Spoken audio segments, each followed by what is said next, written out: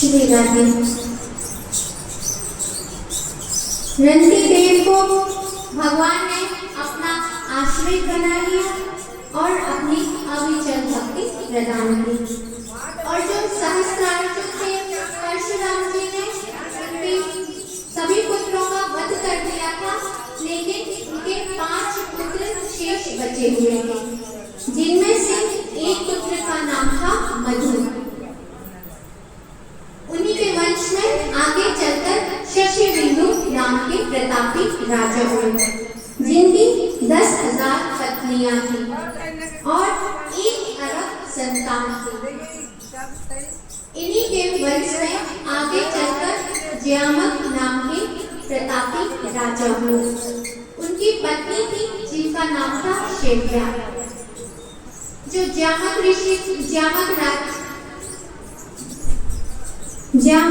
राजा थे, वह अपनी पत्नी से बहुत डरते थे और उन्हें पत्नी भक्त कहा जाता था। उनका कोई पुत्र नहीं था, तब एक बार अपने किसी शत्रु के यहाँ से उन्होंने एक कन्या का अपहरण किया, जिसका नाम था भोज्या। उसको अपने रथ में बिठाकर लेकर आ रहे थे, तब उनकी पत्नी शेव्या ने पूछा कि यह कौन है। तब उन्होंने कहा कि यह आपकी पुत्रवधू है।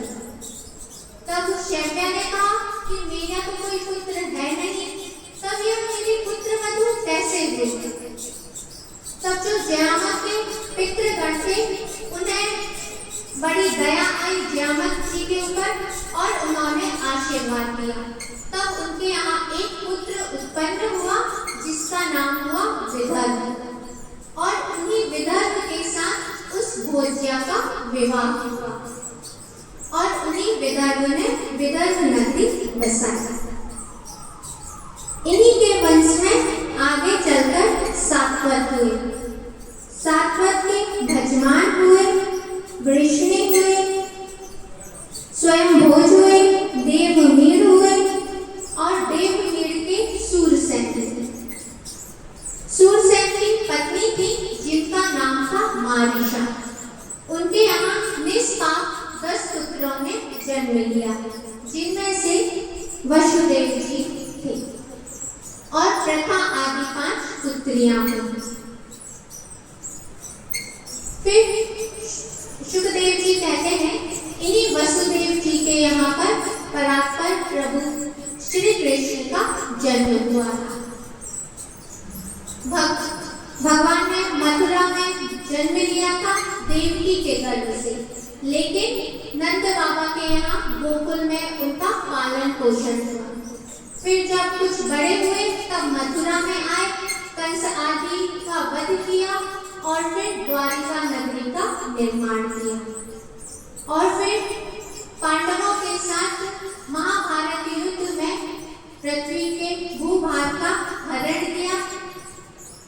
और फिर जब जाने लगे तब उद्धव जी को भगवत धर्म का बड़ा ही सुंदर उपदेश दिया और फिर भगवान ने स्वधाम गमन किया।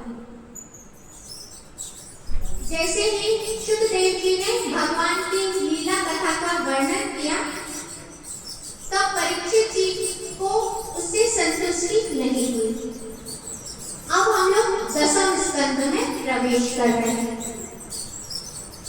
राजा परीक्षित ने कहा कि प्रभु, अभी आपने चंद्रवंश का, सूर्यवंश का विस्तार पूर्वक वर्णन किया और जो इनमें बड़े बड़े प्रतापी राजा थे, उन सभी का आपने बड़ा ही अच्छा वर्णन करके मुझे सुनाया, लेकिन अभी मुझे तृप्ति नहीं हुई है। अब मैं आपसे भगवान श्री कृष्ण के पावन चरित्र का विस्तार पूर्वक वर्णन श्रवण करना चाहता हूँ। परीक्षित जी ने कहा कि प्रभु, जिस भूख और प्यास से मैं व्याकुल हो गया था और मैं एक ऋषि की कुटिया में पहुंच गया था और मैंने उन ऋषि के ऊपर मृत सर्प डाल दिया था, डालने का जो यह अपराध किया था, अब वह भूख और प्यास मुझे नहीं सता रही है। क्योंकि आपका यह जो मुखार बिंद है उससे प्रभु की यह जो पावन लीलाएं निकल रही है, अमृत रूपी यह जो रस निकल रहा है, इससे मैं इतना तृप्त हो गया हूँ कि अब मुझे ना तो भूख सता रही है और ना ही प्यास सता रही है। अब तो आप मुझे प्रभु की पावन लीलाओं का विस्तार पूर्वक श्रवण सुनाइए। शुकदेव जी प्रसन्न हो गए और शुकदेव जी ने कथा प्रारंभ की। शुकदेव जी ने कहा कि मथुरा में राजा थे जिनका नाम था उग्रसेन, उनके पुत्र थे जिनका नाम था कंस।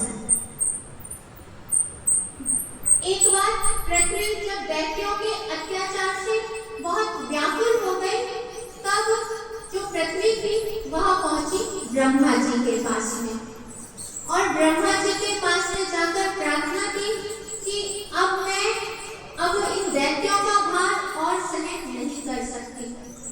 उस समय जो पृथ्वी थी उन्होंने गौ का रूप धारण किया हुआ था और उनके आंखों से अश्रुओं की धारा बह रही थी। ब्रह्मा जी ने कहा कि अब आप व्याकुल ना हो, हम सभी देवता मिलकर चलते हैं भगवान के पास। सभी पहुंचे भगवान के पास वैकुंठ लोक में।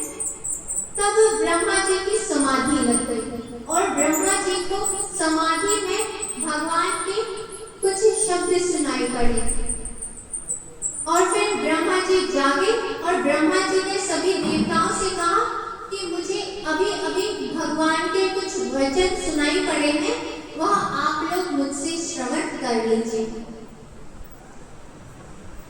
ब्रह्मा जी ने कहा कि भगवान ने कहा है कि पृथ्वी अब तुम बिल्कुल भी व्याकुल नहीं हो। अब मैं वसुदेव ग्रहे साक्षात् भगवान विष्णु पुरुषा परम।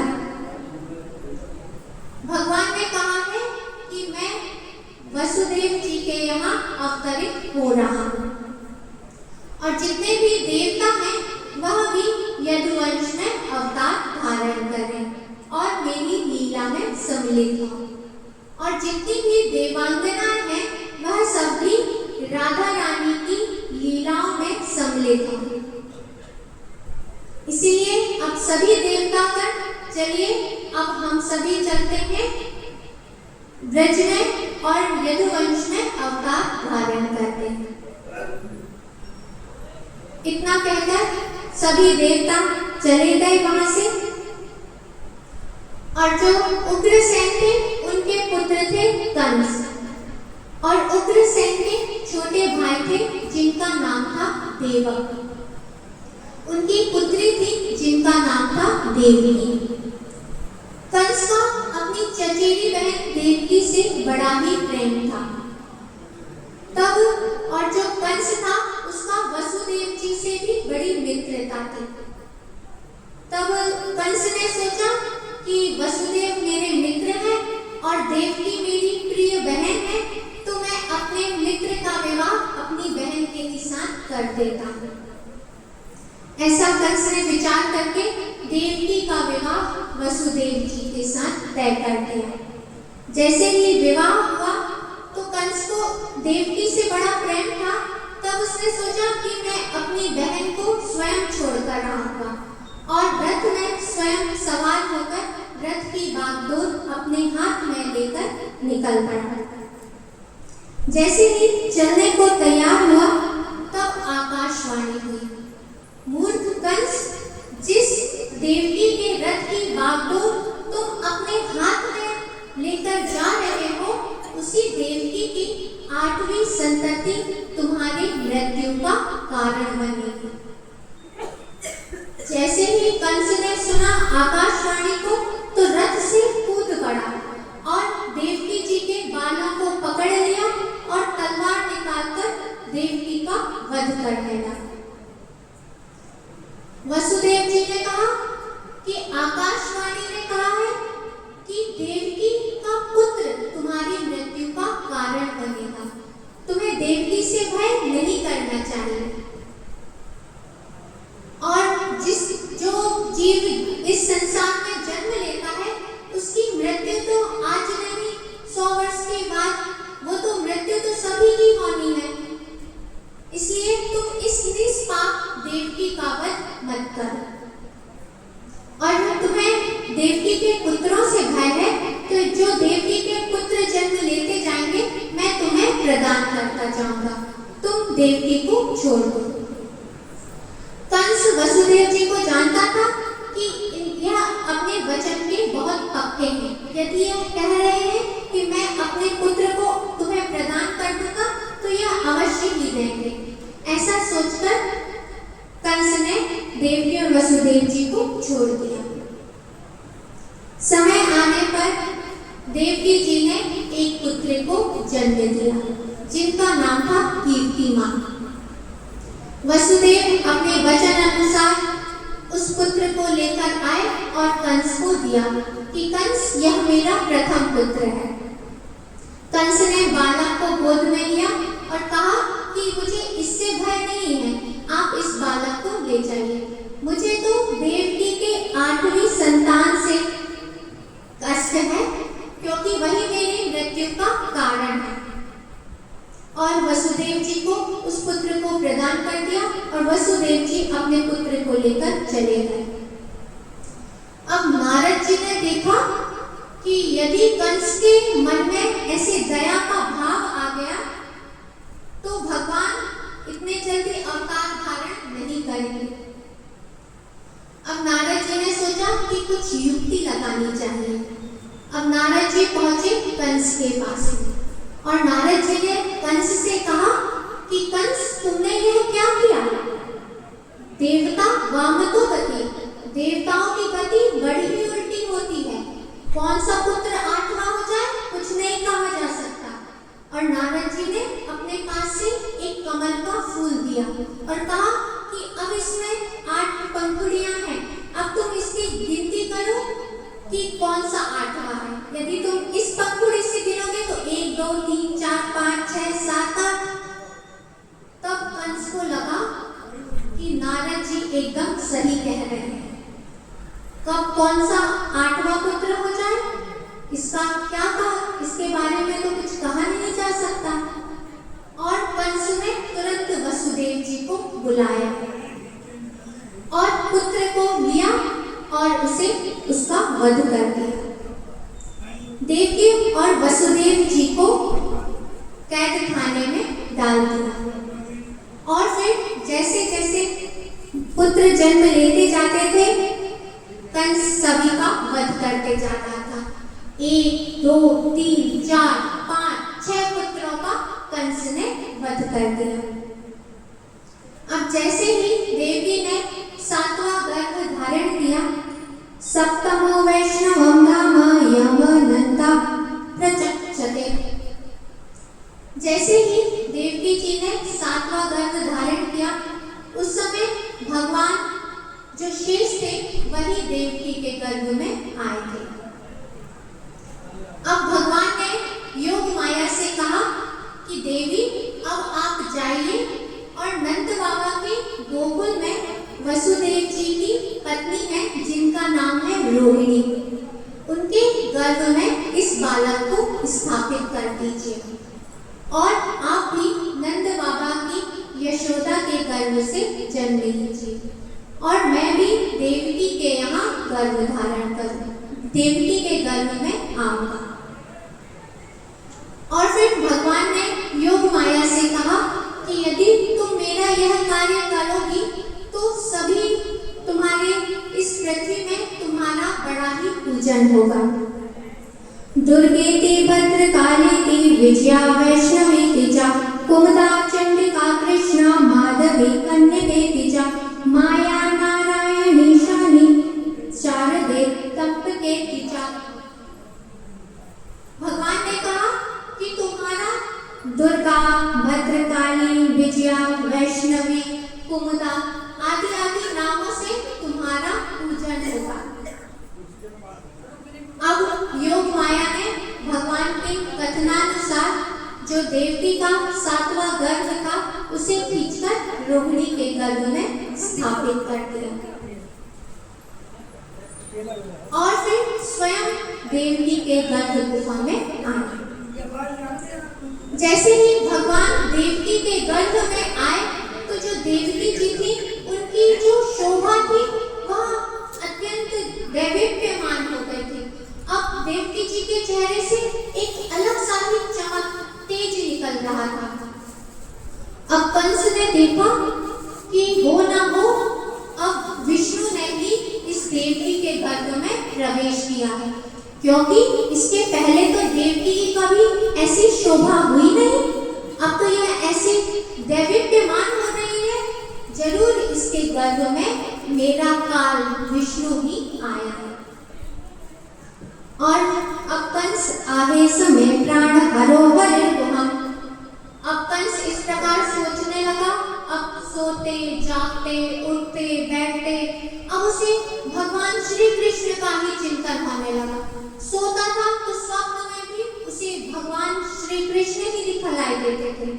कुछ चीज गिरती थी, यदि कोई सुई भी गिरती थी तो उसे यही भय सताता था कि कहीं मेरा काल ही तो नहीं आ गया। और फिर जितने भी देवता थे वह सब आए जेल में और वहीं पर ही उन्होंने भगवान की गर्व स्तुति की। सभी देवता आए और सभी देवताओं ने स्तुति की। सत्यव्रतम सत्य परम त्रिसत्यम सत्यस्य योनिं भेदं च सत्यं सत्यस्य सत्यमृतं सत्यनेत्रं सत्यात्मकं त्वं शरणं प्रपन्ना। इस श्लोक में 9 बार सत्य का वर्णन किया गया है। सभी देवता कह रहे हैं कि भगवान आप ही सत्य स्वरूप हैं। इस संसार में जो कुछ भी दिखलाई दे रहा है सत्य रूप में वह सब आप ही हैं। इस प्रकार सभी देवताओं ने गर्व स्तुति की। और फिर अथ सर्वगुणो वेदा काला परम शोभना। अब परम शोभन काल आ गया।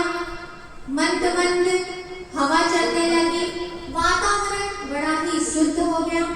मंदम मंदम जल धरा और धीरे धीरे जो बादल थे वह हल्की हल्की वर्षा करने लगे।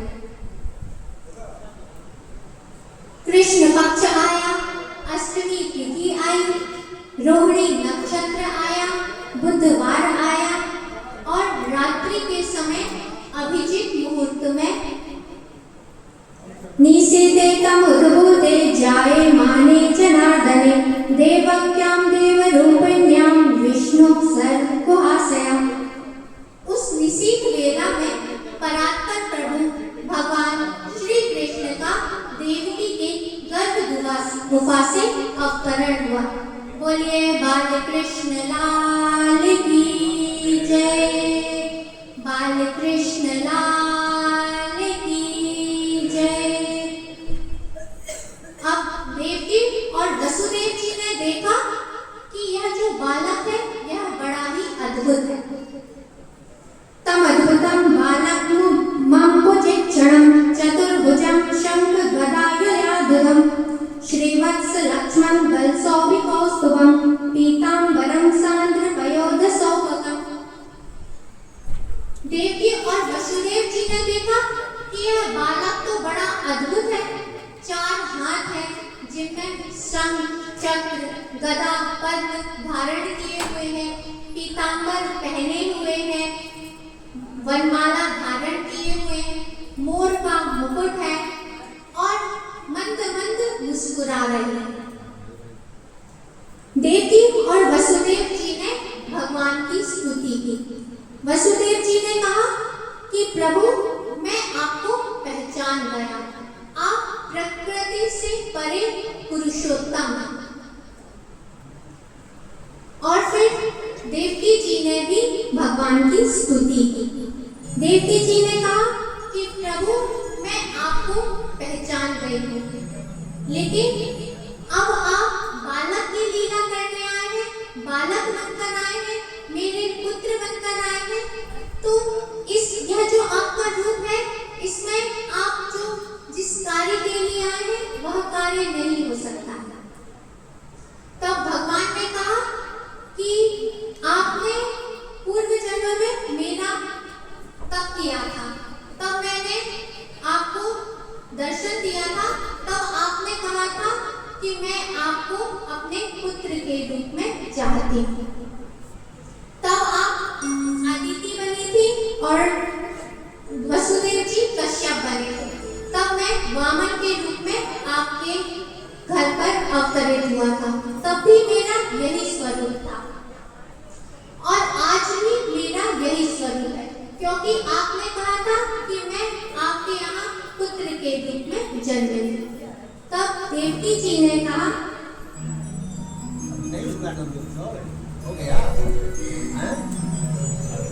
देवकी जी ने कहा, उपसंहर विश्वात्मन नरो रूपमलौकिकं शंकर चक्र गदा पद्म श्रेया जुष्टम चतुर्भुजम। देवकी जी ने कहा कि प्रभु, अब आपकी ये जो चार भुजाएं हैं इन्हें आप छिपा लीजिए, वह हुआ प्राकृत शिशु और छोटे बालक बन जाइए।